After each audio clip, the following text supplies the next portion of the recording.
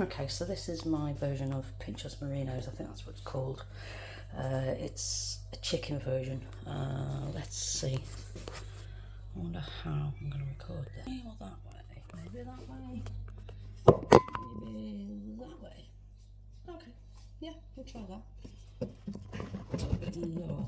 Right, okay, so chicken thighs, chicken thigh fillets from any supermarket or whatever.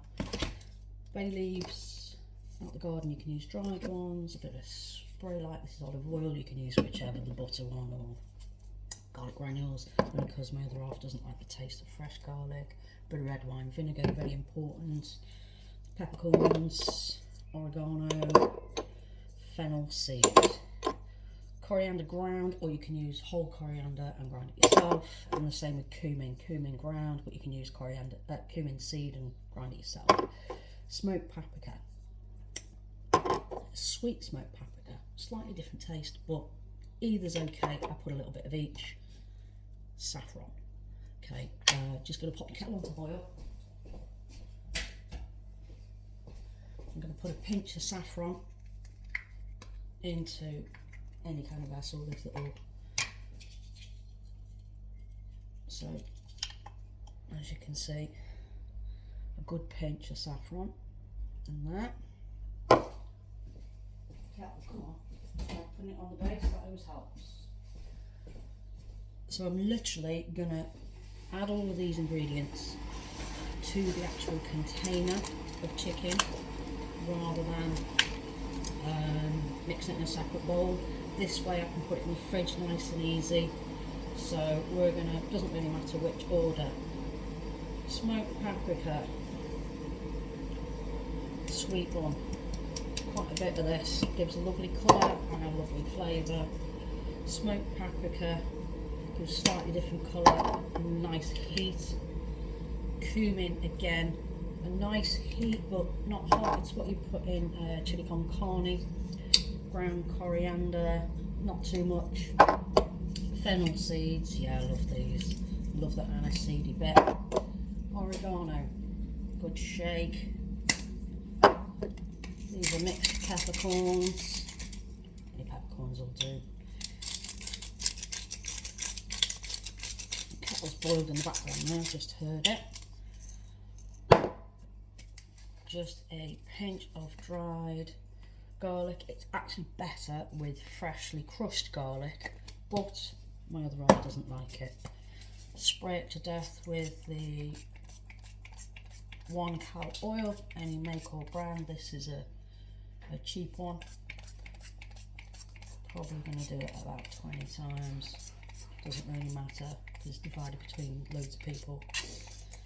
Okay, and then we've got red wine vinegar.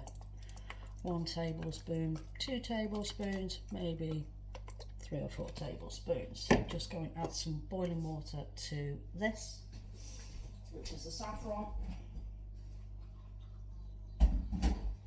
Don't need an awful lot.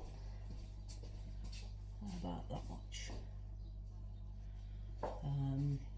Give it a minute or two to brew, or whatever you would call it. Infuse, yeah, infuse. Okay, put the lid back on the saffron because that's the expensive item out of all of this. So let that cool a little bit before I put it on the raw chicken. Yeah, that should do. Okay, I'm just going to pour this golden liquid now all over. Scrape any bits out because it's expensive, and that's where you get your flavour from. And I'm going to literally go in with my fingers. Go in with my fingers and make sure it's all coated for marinading. And that should do it. Very simple. Lots of ingredients, but very simple. So this will now sit back in the fridge for probably, ideally 2 hours, but it can be overnight, it can be longer. But 2 hours is enough for all those flavours to infuse. Where's my bay leaves gone? There they are. These are really soft, fresh ones, so I'm just going to rip them up and pop them in. If you use the dried ones, I suggest you chop them as fine as you can, even grind them, because obviously they do leave a the bits in and you can get caught in your teeth and they get quite hard. These are soft because they're fresh out in the garden, but it doesn't have to be fresh, it could be any. Right, smells fantastic, and that's how I make my chicken kebabs. I literally just leave them and then I'll put them on skewers later, and you can either barbecue them, do them in a grill, do them dry fry them in a pan, whatever you like. And that's my recipe for today. Enjoy. Dirty finger now, going to touch this screen. Ugh.